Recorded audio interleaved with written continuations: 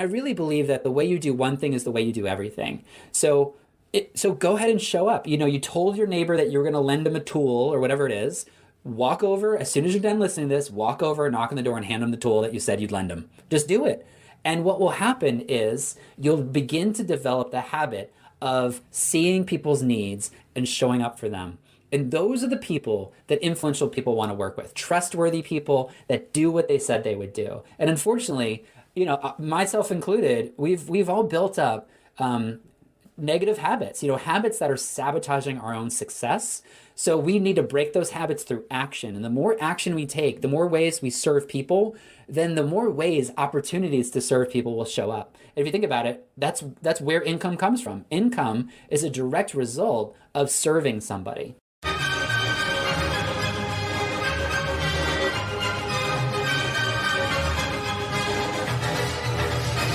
So you're a smart business committed to innovation, to service and to modern marketing.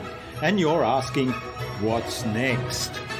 Wondering how you can become even more innovative.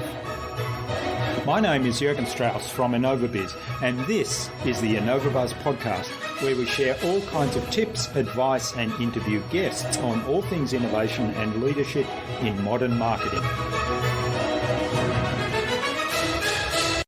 Hi there, Innovator. It's great to be back with another episode. I hope you've had an awesome week so far. I also trust that you enjoyed our most recent conversations with Sarah Ellison, social media marketing expert, and with both Dr. Annette Coy and Cameron Fee of the Cortex Group. I'm really excited today to have on the InnovaBuzz podcast as my guest, Brian Dixon. Brian is a business coach, a speaker, and he's host of the Clarity Sessions podcast. Brian believes that you were made for a purpose. By clarifying your calling, discovering your audience, and creating your products to serve that audience, you can navigate a clear path to impact and income. He helps authors, speakers, and aspiring messengers create a sustainable business through growing their platform and creating compelling online courses. Today's episode is brought to you by the Transformational Marketing Hub, where you'll find a host of free and exceptionally useful information to help you transform your marketing. So go check it out. You can access the Transformational Marketing Hub by visiting innovabiz.co/VIP. It's free to join, and if you're a member already, just log in to get to your resources. In our discussion today, Brian talked to me about people engaging with their purpose in a way that serves their audience. He told me how to find out what other people consider to be your superpowers. And he told me how to generate content that will engage and inspire your audience. Without further ado, then, let's fly into the hive and get the buzz from Brian Dixon.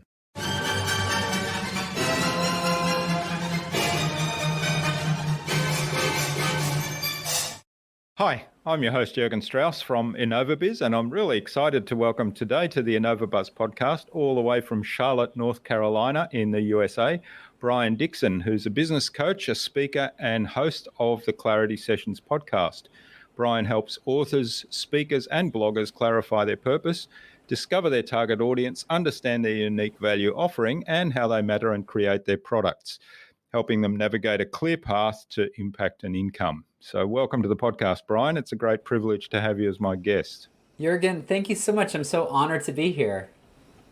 Now, you're really passionate, I know, about about putting people first and helping people, running your business with a people first and servants mindset. And you've got a book coming up to be released in September called Start With Your People. So I'm really looking forward to digging deeper into your philosophy and how you help people find that clarity. But before we start talking about all things target audience, value offering, and targeting a clear message, give us a bit of a snapshot about your background. How did you get to where you are today, and what were some of the pivotal moments in that journey? Well, thank you so much for asking. I started my professional career as a teacher working with students. And I think something about being around in America, middle and high school students, so before they enter university, and they're questioning who they are and what's their purpose? What is it that they're good at? What is it that's engaging to them? But ultimately, where can they make the biggest impact and income? And so being around middle school students, high school students, helping them get to college, them coming back and visiting my classroom a few years later and seeing what became of them has always sort of given me a vision for what's possible. And there's so much change, Jürgen, that happens in those 4 to 6 years in that middle school, kind of like 7th or 8th grade, all the way through entering university. So much change that happens. And I love the light bulb moments of seeing when students finally find something that they love to do. So like, for example, there was a student who I had in 9th grade, and he was just very disengaged, not very interested in the subject matter of our class, and having behavior problems in other classes. And then he discovered filmmaking, and he started staying at school late into the evening, working on editing his short film projects. He entered film contests, and it was really inspiring to see that he discovered that he's a storyteller. And you would never have known it starting in 9th grade, but to see how he changed and to see how he discovered something that he's passionate about is really, really inspiring. Yeah, that's a great story. So seeing that change inspired you to kind of take that into the business world? Oh, absolutely. Yeah, I think that, that's where I started is working with students and seeing their lives change fairly quickly. Sometimes it's just one class or one book, or even Jürgen, just a TED Talk. 1 8-minute video can change someone's life. And so knowing that that's true. I've always been passionate about helping people to engage in their purpose and to serve their people, to really figure out who is their audience. So when I had the opportunity to write my first book, which was about social media in nonprofit, so using social media to promote and to get the message out about your nonprofit, when I had that opportunity, and then I discovered that there's a dirty little secret in the book publishing world. Most people know, but they just don't talk about, which is that publishers expect authors to market their books. Publishers don't really promise and don't actually do much when it comes to marketing a book. If you're an author, the ultimately the responsibility to sell copies of your book is up to you. And discovering that was kind of shocking to me. I always thought that, if one day a publisher will say yes to publishing a book of mine, and then everything's going to be great. They'll get the book in the bookstore. It will sell a lot of copies. I'll earn, these enormous royalty checks. And upon finally landing my first publishing contract, and having a conversation with the publisher and realizing that it's my job to market the book, I realized that there are so many important messages that never get shared because authors don't know how to do marketing. So I fell in love with marketing because marketing is a way to help people figure out their purpose and to help them get a message out in a bigger way. So that's what I do now. I help authors and speakers clarify their message, define their audience, and create their products. And I focus on those 3 things. And by doing that, all of that is related to people. When we put people first in our life and our business grows. Our lives are a lot more happier because we are really seeing the people in our lives and serving them well.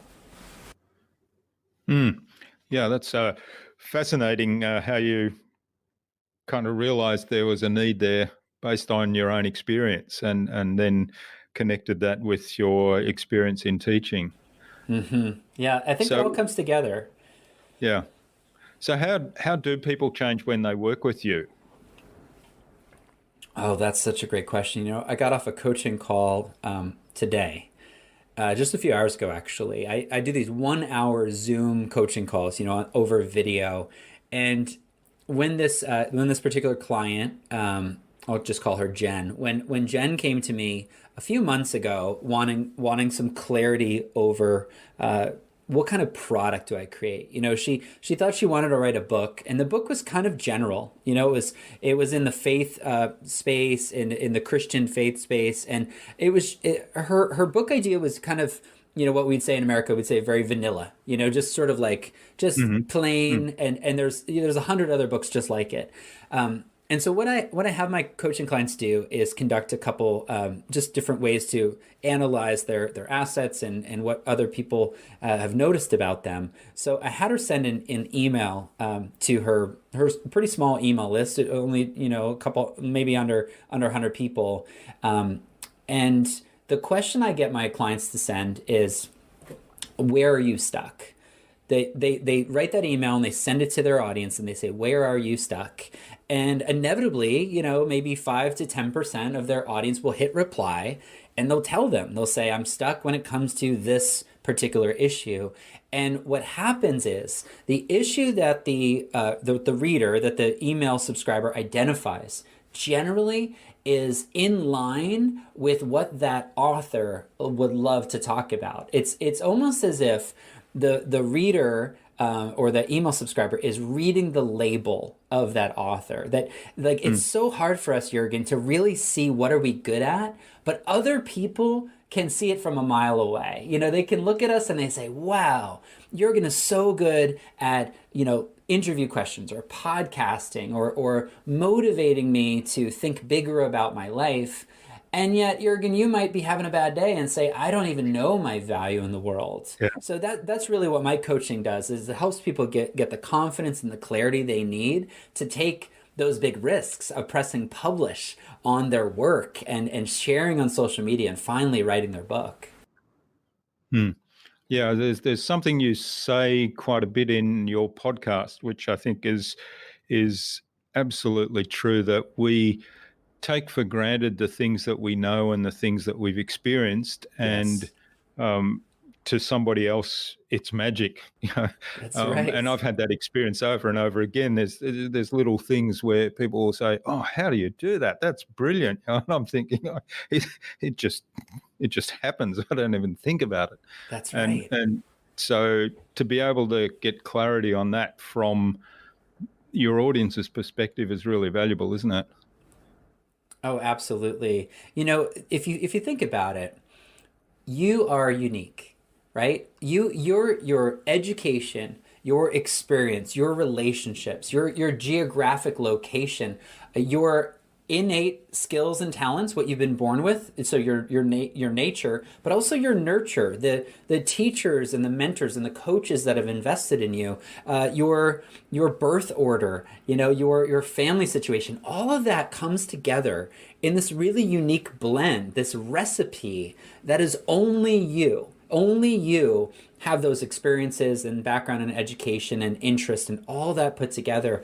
And I really truly believe that you're here for a purpose, that your life matters, and that if you look at your people in your home, people at work, people around you in your life, and you ask, how can my greatest skill solve their greatest problem, right? The two of those coming together. And when you pay attention to where they're stuck and you help people get unstuck, you will live with more joy, more purpose, and also more profit than ever before.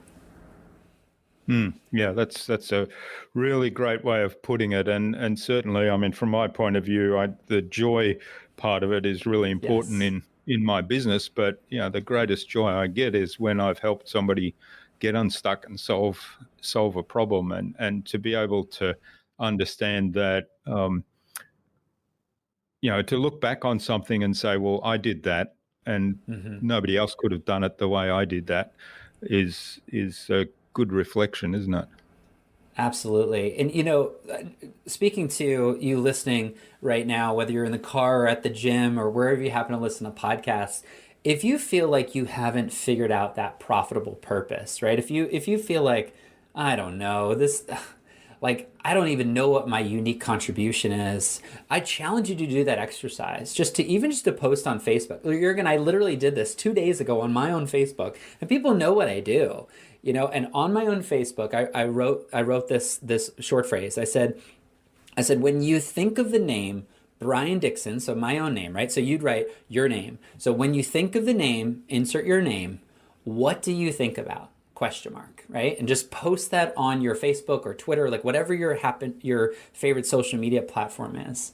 And within about 30 minutes, I received dozens of responses from people. And, some of them were funny because they're trying to be silly, but most of them, most of them were just cut right to the heart.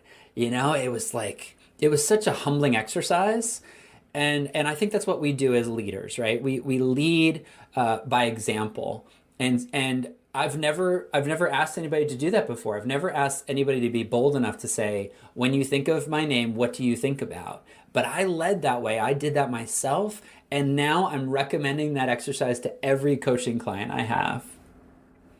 Yeah, that's great advice. So I challenge everybody to do that. And of course, that means I have to start and demonstrate it myself. So yes. And you might be surprised at what people say. That's the fun part. So what I did then is I took a screenshot of all these responses. There were 33 responses in total. Took a screenshot, I copied all the text, and I put it in a text document, and I sorted it. And I realized that what people were saying about my, quote unquote brand, right? When they think of my name, that's like my brand. Though that's most of it was the aspirational, what would be the word? Like the perception I want people to have. Integrity, motivation, humility, like those kind of things that I wished to live out every day. People were recognizing, and it was very encouraging to see that. But also it was really clarifying, because it helped me to identify this is what people are seeing. And if, for example, there was something that I wanted them to see that they didn't write down, that wasn't a response, then that's something to work on. And I think when you have a clear vision, then you can put a plan in place to make that vision a reality. Yeah.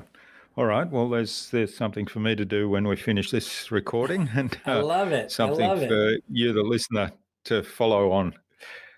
Now, your company is called Amplify, and I guess that's around amplifying your message, but I think it also is abbreviation for, I know the first three stand for audience, message, and process. So is there a meaning to the last letters? Yes, and actually I've recently changed the process part to product. Okay. And even summarized it. So I believe that's the three components of a successful business. Your audience, so knowing who your audience is, knowing what's the message that you share with them. So basically, how do you help them get unstuck? And then your product, what do you sell them? Like, how do you actually help them? That's the product. But yeah, of course, as an author, you can't come up with an acronym without having the rest of it fleshed out. So then it's the matter of now how do you make that happen? So starting with the LIFY, right, in the rest of the word amplify. So L is lead. So how do you lead them in your process? The I is instruct. How do you teach them? Because I really believe that we live in an edutainment culture, right? We want to be entertained and educated. And the best messengers out there, the most successful businesses out there, have found a way of teaching their customers while selling to their customers. So that's the instruct. And finally, the last two are friends, which are, I'd say those are affiliates. Those are your colleagues. Those are your relationships. And any amplified business, if you will, it ends with you. It doesn't start with you. It starts with your audience, right? Start with your people. That's the A, and amplifies your audience. But it ends with you, which is your long-term purpose, growth plan. Who are you? Why are you here? And I think it all flows from helping people. But then you get to a point where, you've been working on your business for a few years, and you have those questions of, is this who I want to be? Is this what I want to be known for? And sometimes you hit a crossroads and say, just because I'm profitable doesn't mean I have purpose. And so I think it's important to take that time to really do some introspection. If you only have this one life to live, why not put people first and live in a way that's helping the most amount of people possible? All right, that's great. Thanks for clarifying that. I wondered about that and couldn't really find much obvious there in the research I did, but I'm fascinated because it all works together really well. Start with your people, which is the title of your book. So starting with the audience and then working through the message. Now, in a lot of the work I do with my clients, whether that's in marketing or podcasting or presentations, whatever it might be, I always spend a lot of time on defining the target audience, the ideal client, and I know Yes. you're really big on that as well, and you have an avatar. So talk us a little bit through your process for doing that. In helping people figure out their ideal audience. Yeah, and tell That's us right. about your avatar and.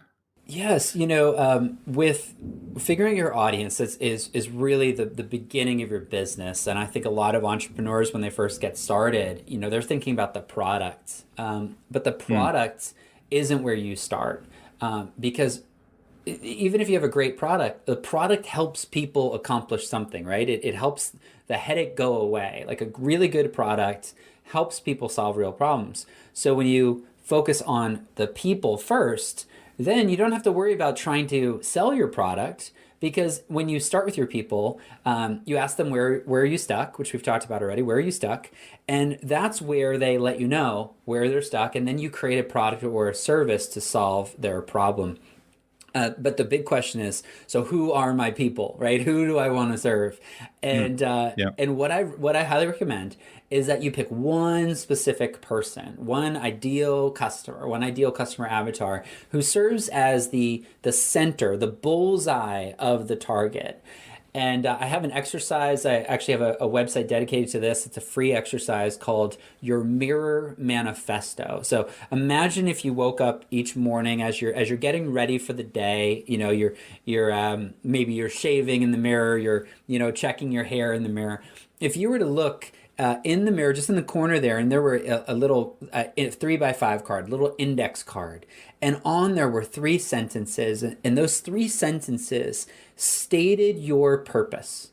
I call that your mirror manifesto. Imagine you woke up and you said, "This is my manifesto. This is why I'm here. I'm here to serve people, but specifically who." So I do have an interactive exercise on that website, mirrormanifesto.com. And basically it goes this way.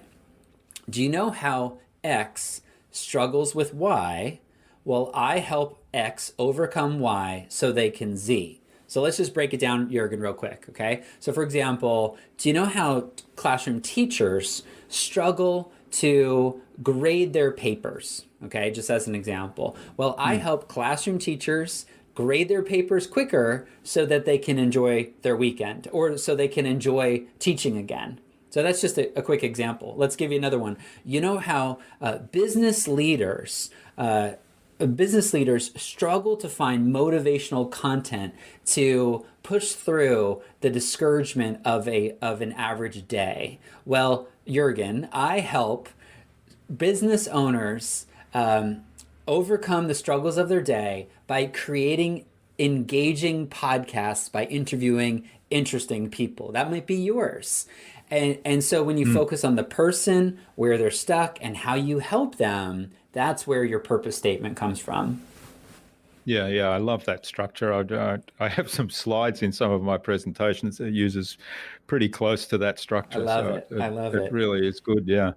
Um, yeah. So now, in terms of the ideal client or ideal Hmm. audience, you actually Hmm. have a photograph of the person and you have a whole story behind that person, which I love because I do that exercise with my clients. In fact, I have them painting or drawing charts. I've got one beside me here that we did recently at a workshop that we did where I don't know if you're familiar with an empathy map, but we Love draw it. all that up and then I take them to the next step where we get a photograph of somebody and give them a name and write a whole story around what is it that their fears and frustrations, their Hmm. aspirations, their needs and wants, and a whole lot of characteristics like that, so that they become your new best friend, effectively. I love that. I think that's Jurgen. I think that's so. I think that's so powerful. For Mm. me, it started with a real person. So this is a person I met at a conference, and you referenced it before. Something I say quite often is, what's obvious to me is magic to other people. And I remember this conversation I had with her in a parking lot at a conference, a blogger conference that I was speaking at, and she was asking me these questions that for her were very difficult, and for me, I knew the answer. Like they were kind of obvious and kind of easy to me. And I remember walking back to my car after that short conversation in the parking lot thinking, wow, like, is it that easy? Like all I have to do is answer her questions about how to grow Yeah. her blog, Yeah. and so that person, as people do when you meet in person, sometimes they Facebook friend request you. And so that's what I did. She Facebook friend requested me, and I just took her picture, and that became my ideal customer avatar, my ideal client. And then over time, I continued to kind of tell the story. So the one that I use right now it's a stock photo now, but it's of a woman who's, I say she's 35, but she's probably in her mid 30s, and she's sitting at a coffee shop, a nice coffee shop, so she has a little bit of income to spend on coffee. She's sitting there with a pretty late model laptop, so she has some money to spend on her business equipment, and she's sitting there in the middle of the day at this coffee shop all by herself working on her blog because the kids are in school for a few more hours, her husband's at work, and she dreams about serving her audience and writing her book and making it a full-time income. That's what she wants to do. And my role is to encourage her, help her with the tools, the technology, the inspiration, the education that she needs to move forward in her pursuit of her dream. And so and I call her Cheryl. So Cheryl is my ideal customer. And that's who I serve. Every day, I just, it's the Mirror Manifesto. I look in the mirror and I say, okay, Cheryl, what do you need from me today? And so often, Jurgen, that leads to posting something inspirational on Instagram or going live on Facebook or, interviewing somebody on my own podcast or in one of our member communities, because I have to show up for Cheryl because Cheryl has people she has to show up for. Yeah. Yeah, that's great. And I love the whole process of putting that story behind that. And the the other thing that somebody said to me recently, which for me, I mean, this is what you've done in this example. For me, it was always a little bit of a struggle to get people Mm-hmm. to understand how to kind of take the first steps in this, and Yes. I always thought it's a bit abstract. And then somebody said something to me once, and I thought, oh, Mm-hmm. of course, that's it. It's this other thing obvious, and it's magic to me.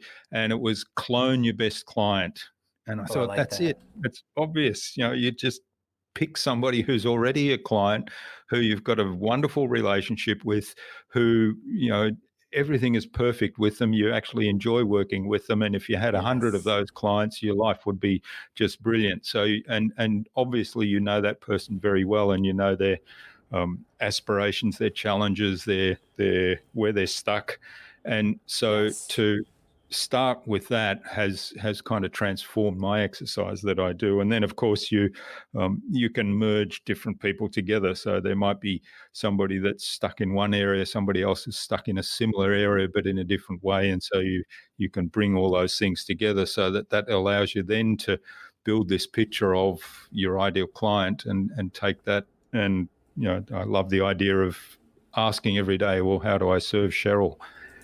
I love it. They say you're one in a million, right? One in a million. But if you think about it, there's 7.53 billion people in the world right now. So if you're one in a million, it actually means Mm. that there's 7,529 other people like you. So when Yeah. you focus on one specific customer, if you think about it, there's actually 7,529 other people that are very similar to that one specific customer. And that's the power of niching. Yeah.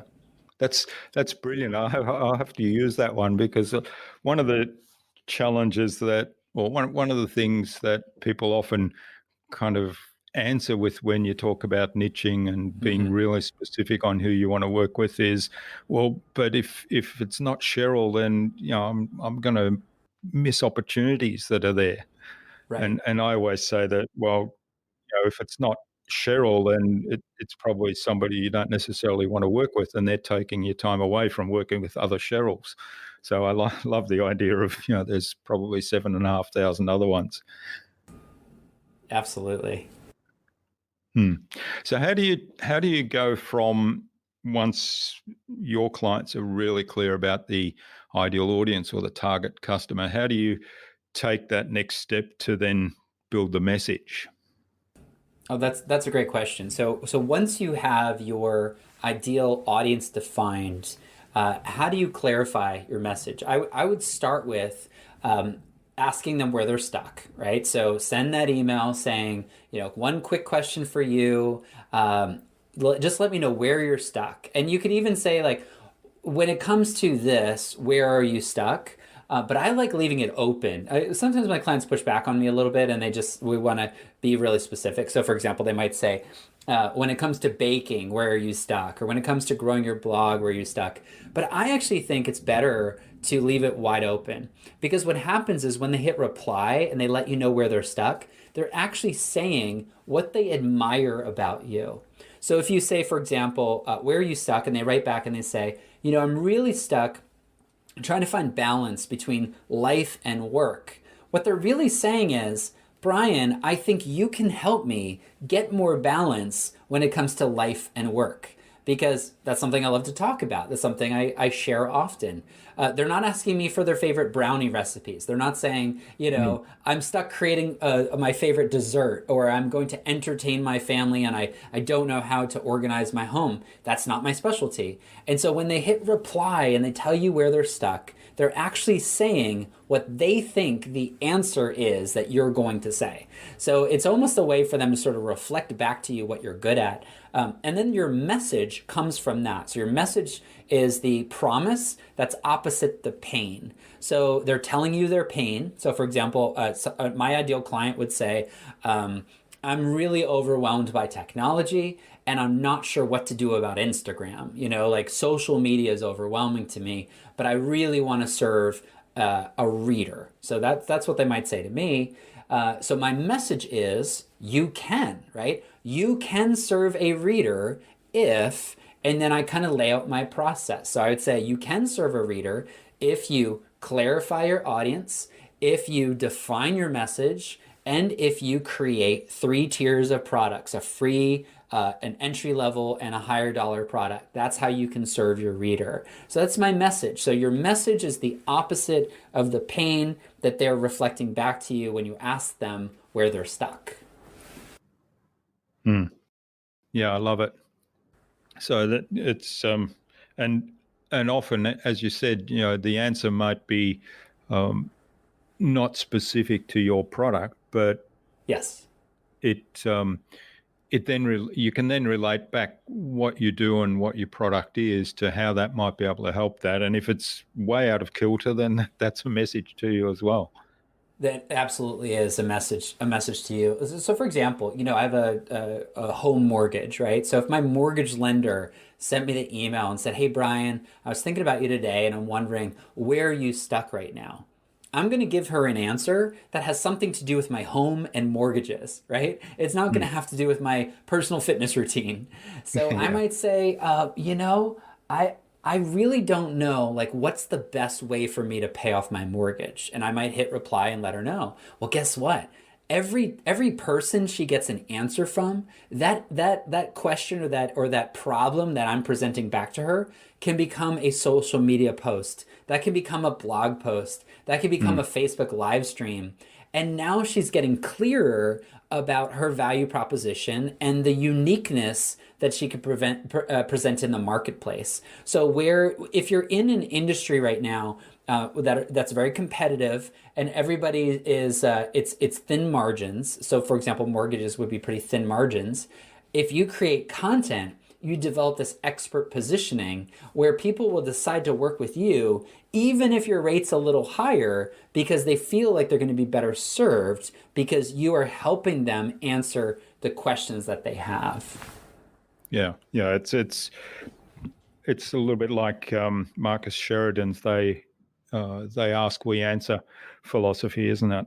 And understanding what are the questions that your ideal client are asking, and then that informs the kind of content you produce. Absolutely. Yeah, he's a master at that. So Start With Your People, the book. It launches in September, and I know there's a bunch of things that you cover there. So one of the things that is on the list of the information that is public is the number one key to unlocking your powerful network without being cheesy or fake. Oh, So I love it. Tell us a little bit more about that.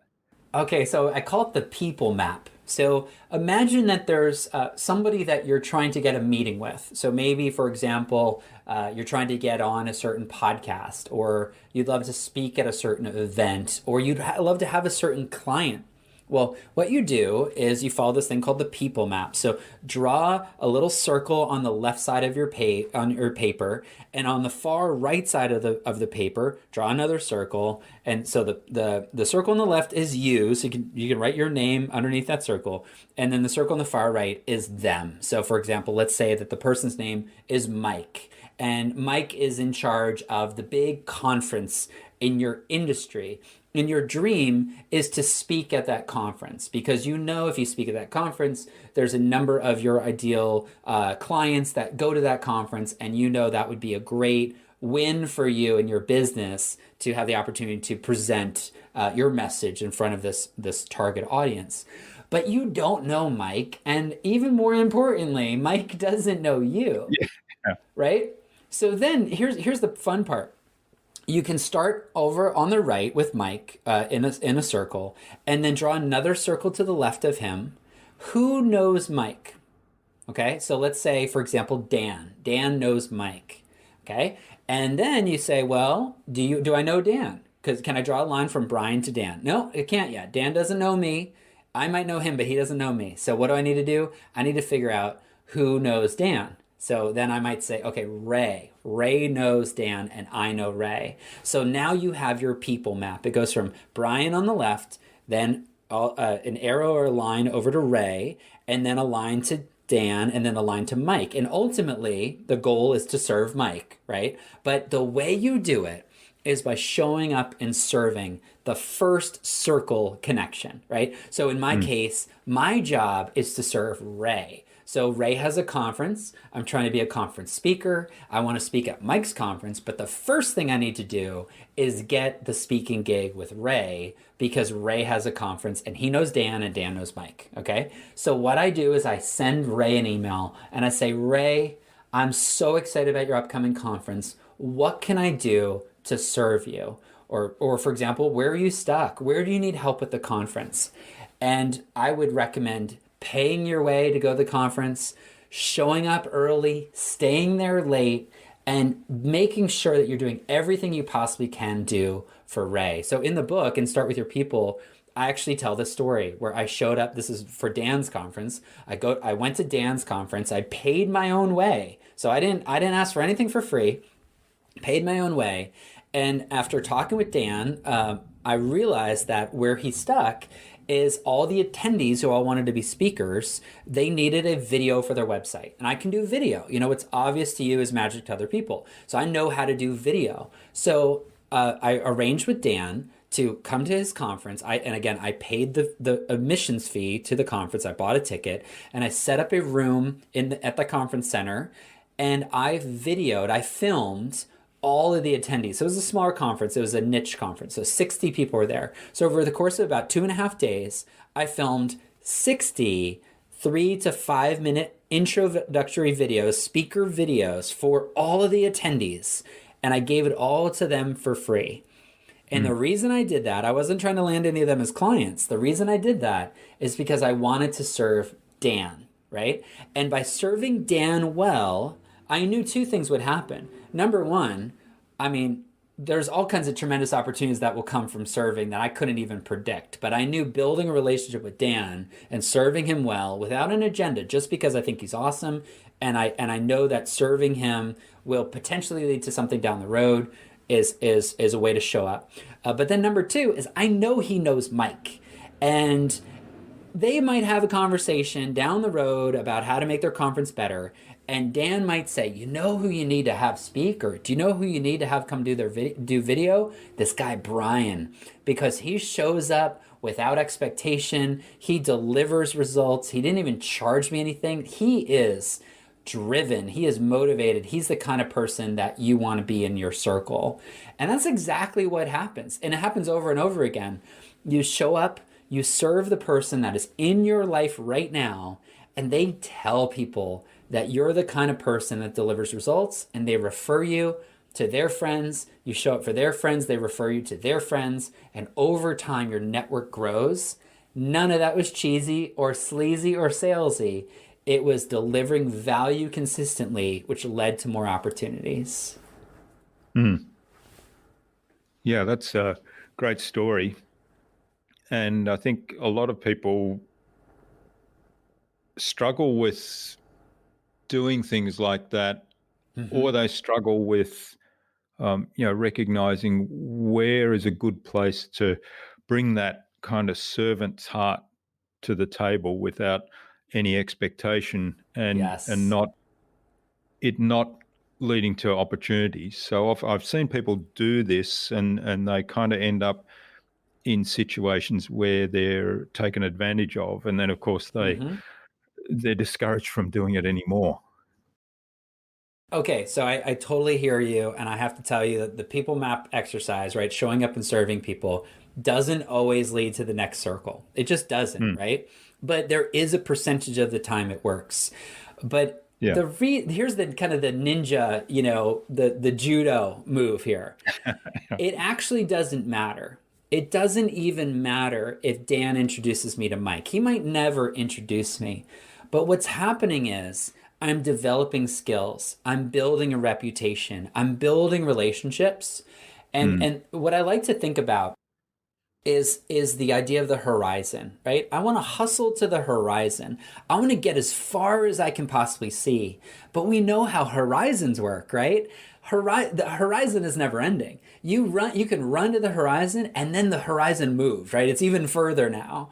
Or you could say hustle to the top of the hill.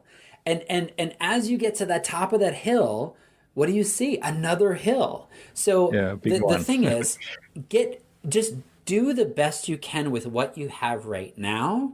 And what will happen is you'll have more opportunity. So for example, you're right now, in your own life, somebody has asked you for a favor. Okay, maybe it's the pastor at your church, maybe it's the person in your neighborhood, maybe it's your kid's teacher at school. Somebody has asked you for a favor, and you haven't delivered. Like, you forgot about it, you never did it. You meant to do it and you didn't. And I really believe that the way you do one thing is the way you do everything. So. So go ahead and show up. You told your neighbor that you were going to lend him a tool or whatever it is. Walk over, as soon as you're done listening to this, walk over, knock on the door, and hand him the tool that you said you'd lend him. Just do it. And what will happen is you'll begin to develop the habit of seeing people's needs and showing up for them.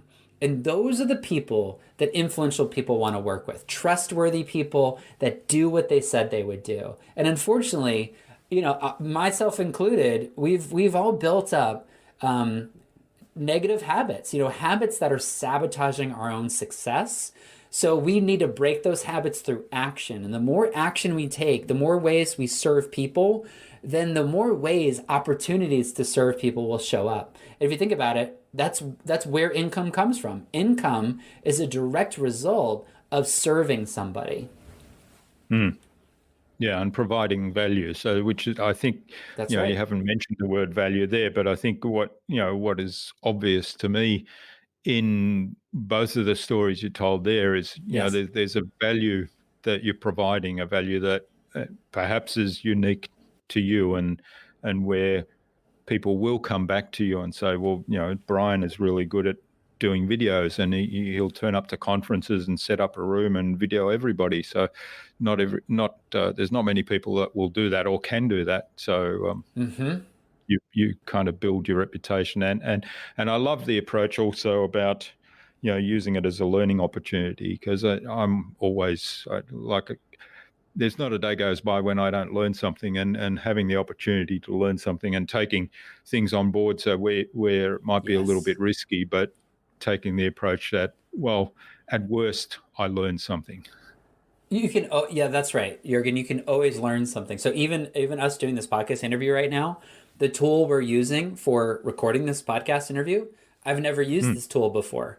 So let's say, for example, I get a message from you an hour into the future, right? An hour from now, and you said, "Oh, Brian, I'm so sorry. My computer crashed and I accidentally deleted the recording, and it's over." And I'm sure with the technology you have it all backed up or whatever. But let's just say it happened. I could say, "Oh, that was a waste of time, and I'm so sad." Or I could say two really cool things happened. Number one, I met Jürgen and we had a great conversation. So we built a connection. And number two, as I learned about a new tool that I didn't know of before. So even in tragedy, even in what you might consider a wasted opportunity, there is always something of value. There's always some tangential side product that might be accidental, but if we pay attention, there's something for us. So I really believe that, it's not happening to us, it's happening for us. And so if you just pay attention, there's always something that you can learn. And especially if you have an eye for service, there's always something that you can learn that you could use later and show up for someone else later. And just there's been so many I use the word providence. You could say serendipitous or circumstantial, but whatever word you want to use, there's been so many providential moments where this one random book I read 3 years ago, that I kind of forgot about, and then a coaching client asked me a question, and just somehow I was able to remember this quote from a book from so long ago. And that's just how things show up. If you're a learner, you're a lifelong learner who's a leader, none is wasted. That knowledge becomes an asset that you can use to encourage and inspire other people. Yeah, that's a great message. I'm really looking forward to finding out more about your book and getting a copy of that in September. So I'll post a link in the show notes for people to find out more, because I think we're getting on a little bit. I did want to ask you about your podcast, the Clarity Sessions. I was fascinated. Your approach to that is basically having somebody on that is stuck somewhere, that has a question, that presumably has posted a question to you in one of those emails or in groups you're involved in, and you have them on and you basically do a coaching session live there. So I'm fascinated by that, because I think that's a wonderful idea. It kind of showcases your skills in coaching and getting people unstuck, and at the same time it provides a lot of lessons. There, I think there were a couple there that I listened to and I thought, oh, that's a fantastic idea. I need to do that in my business.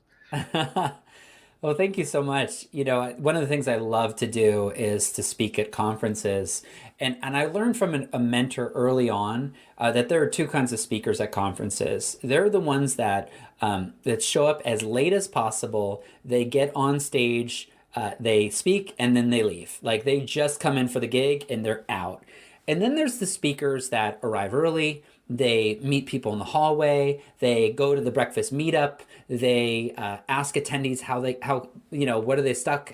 Where are they stuck? How can they make sure that their keynote really serves them well? They adjust their slides the night before because they realize that the conference tone is different than they thought it was, and so they want to make sure the talk really fits. Like, they go above and beyond to deliver for the attendees and also for the conference planner. And that's the kind of conference speaker I've always wanted to be and chose to be. And one of the things I love doing at conferences is meeting attendees in the hallway and spending a few minutes with each one, getting to know them and answering their question. Because again, what's obvious to me is magic to them. So sometimes it's a 30-second question and I give a 30-second answer, and it just saved them 3 years of learning. Like, that's the power of of being an expert, right? Of spending those 10,000 hours in one niche topic. So that's the idea with the clarity sessions is it's bite-sized, lightning round, sort of a 10 to 15 minute coaching call with two purposes. Number one is to to encourage people and to give them a little bit of hope and education and a little bit of inspiration to keep moving forward. So serve them well. But then number two is to demonstrate the value of coaching with me. So they're very short. My coaching packages are actually 3 sessions and each of them are an hour long. So 3 hours of coaching is the way I do regular coaching. But these short sessions just gives you a little bit of a bite-sized taste, like a taste test of what it'd be like to work with me.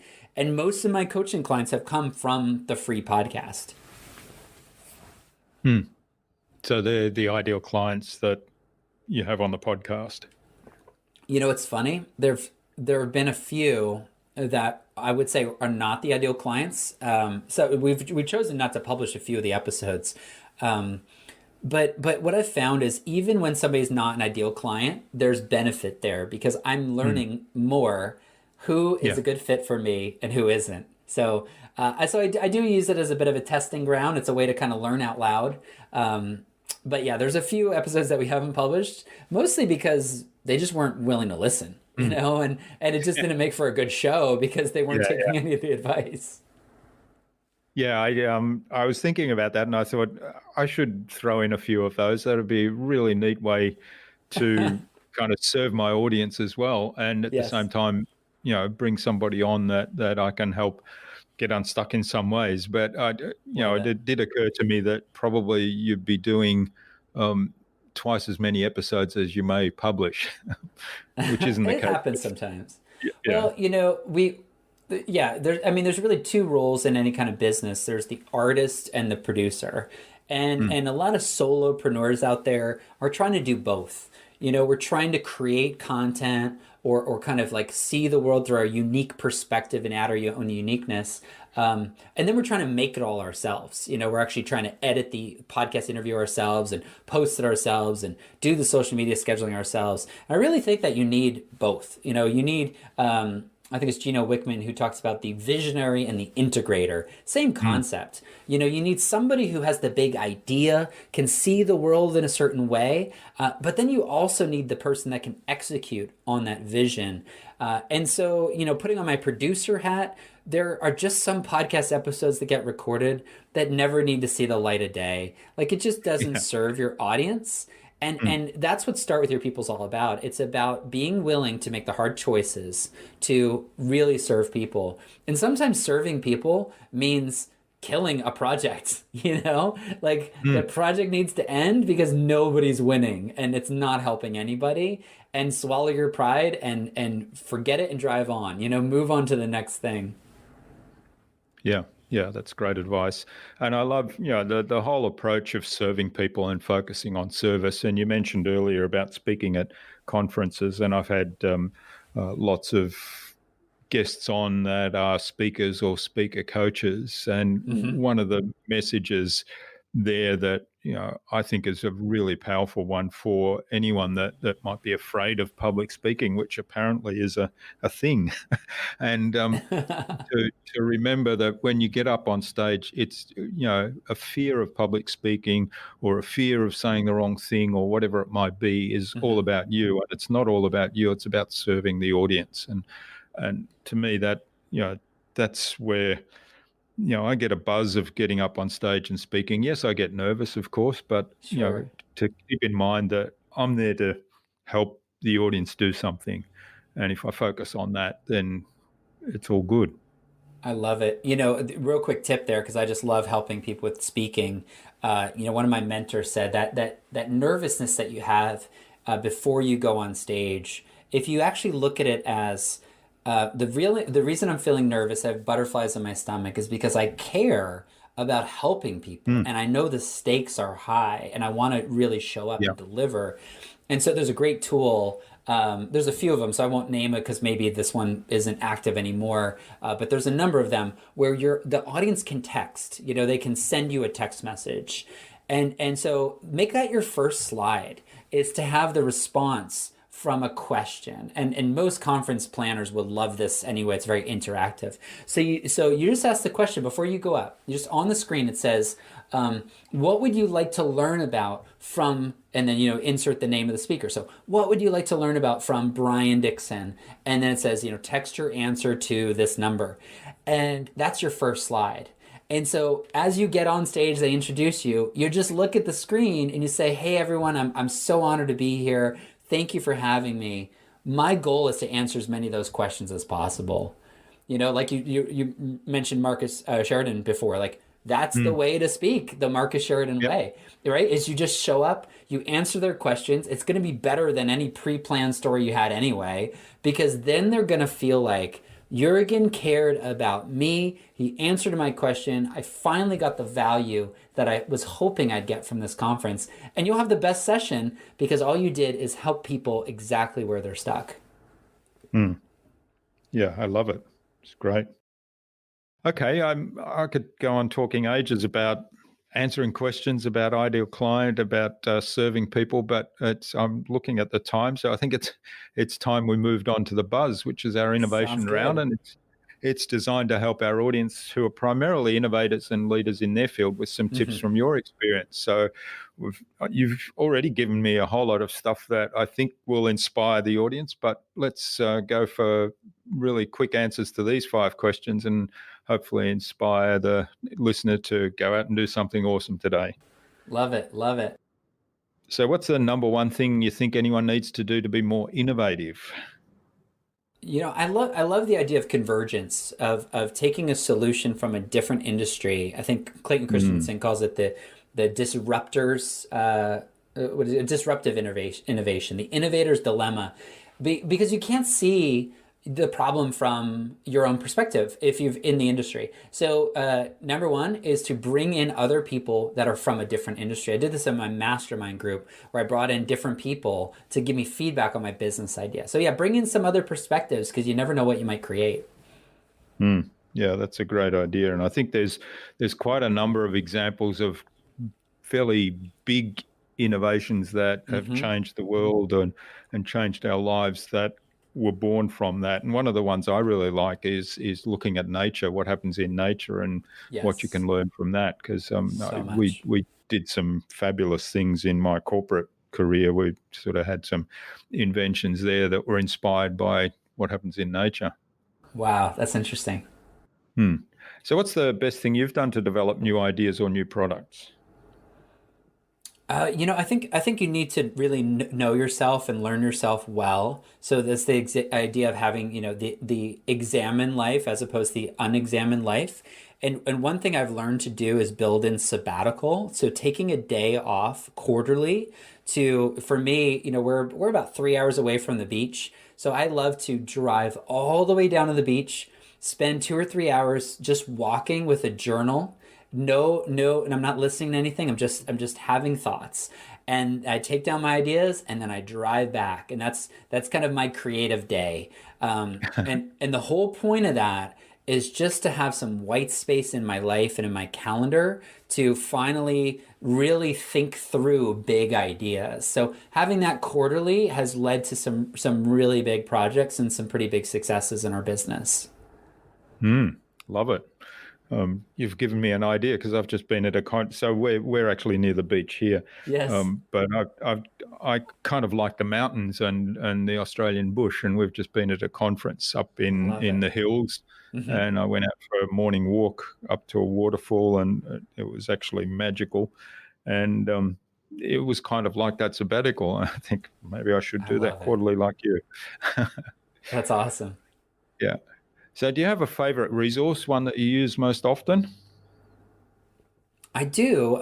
There's a number of favorite resources. I think it kind of just depends on your industry. I think the one that I'd say right now, especially for those innovative leaders out there, is the idea of record everything. So anytime you're on, let's say, a conference call, record the conference call. Anytime you're presenting to your team, you're leading a meeting, record the meeting. And then what I would do is I would take that recording and I would use a website. There's a few of them. So the one I personally love is called Temi, TEMI.com. And it's a way to transcribe what was said. And obviously, do it with permission of the people in the room. But what I've found is in a meeting or in a public presentation kind of format, I say things that in a way that I've never said before because of the pressure of having to say it in the moment. Some of my best content and my best ideas came as a result of speaking it out loud. So I speak it out loud, I record everything that I do, and then I take that recording, I upload it to Temi, and what I get back is a verbatim, right, word for word text transcript.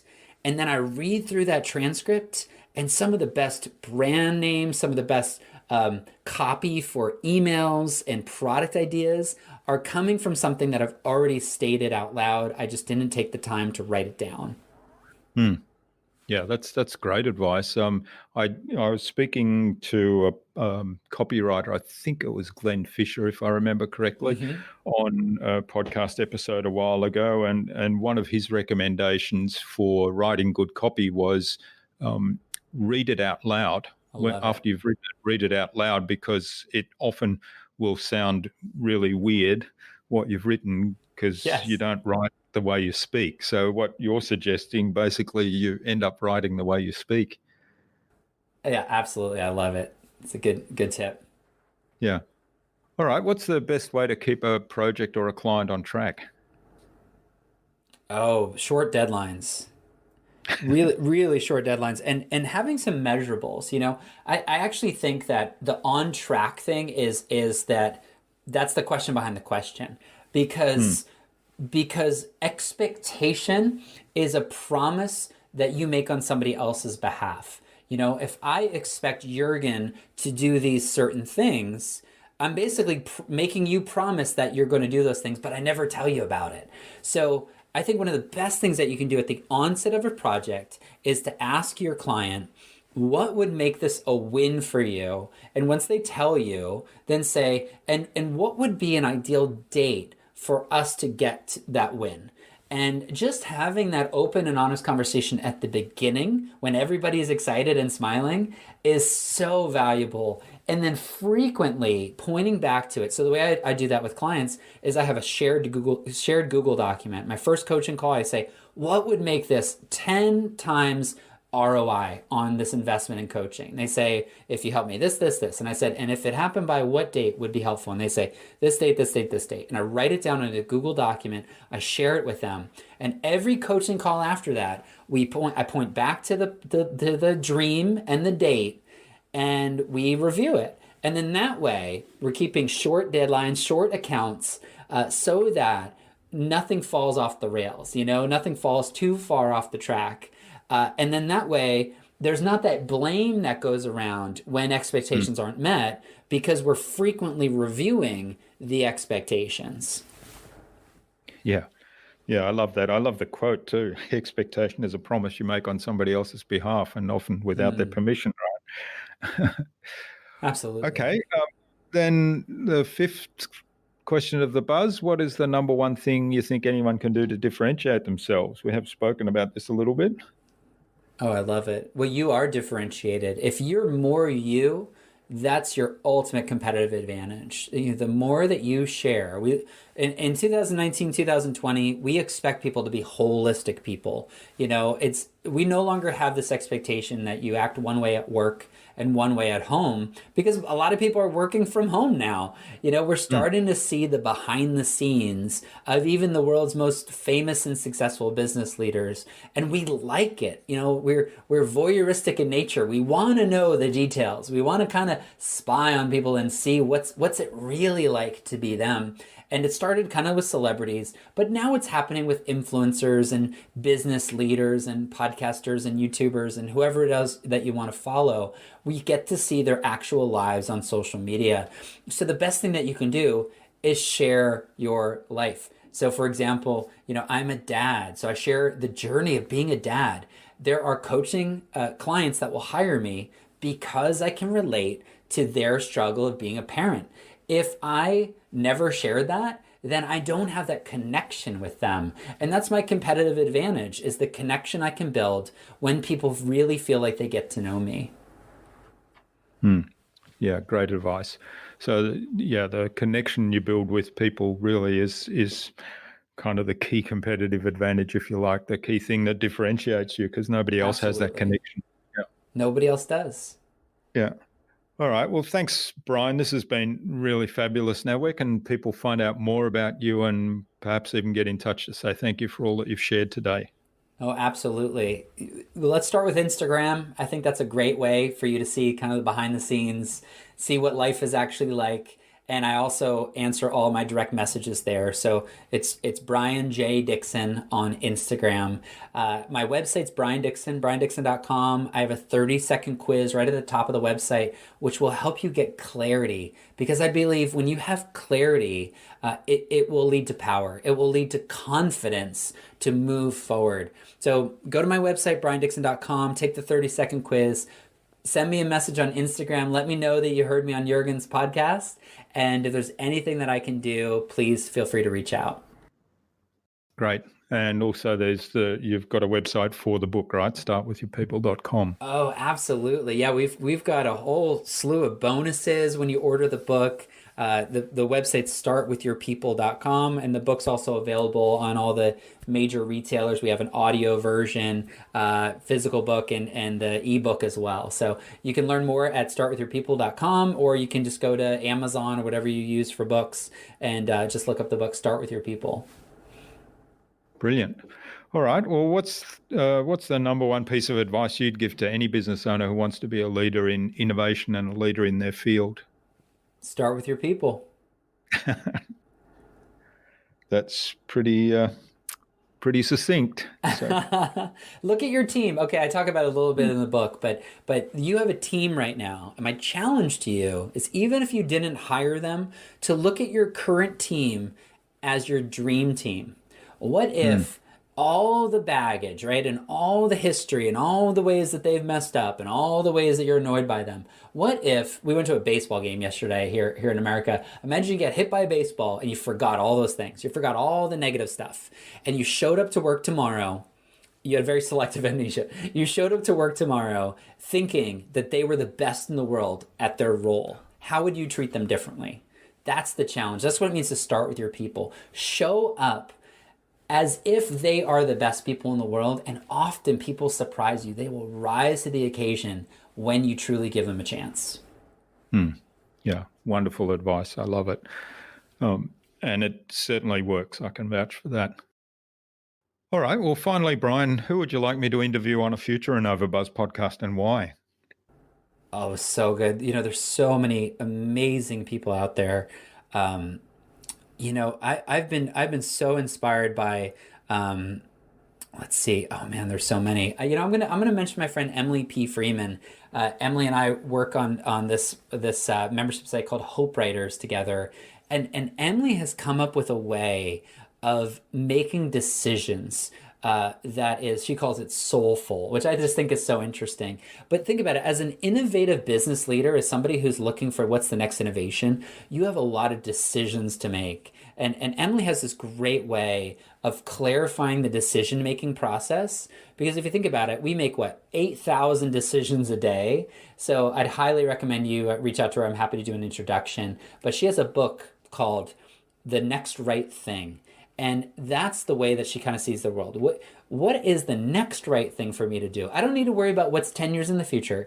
What can I do next that's the best thing for me to start with my people? So highly recommend you check out Emily and her work. She's awesome. Great. Well, I love it. Yeah, we'll get an introduction from you and get Emily on the podcast. And I like the idea of clarifying the decision-making process, because even if you don't make a decision, that's a decision. So we all make decisions, whether absolutely, whether we're active about it or passive.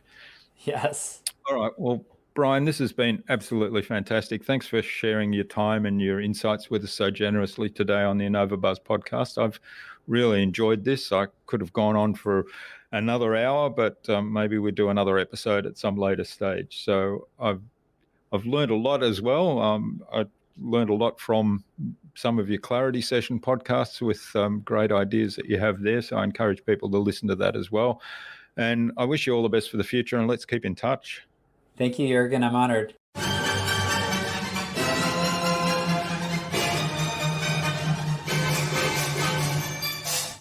I hope you enjoyed that thoroughly delightful and insightful conversation with Brian and took something away from this episode.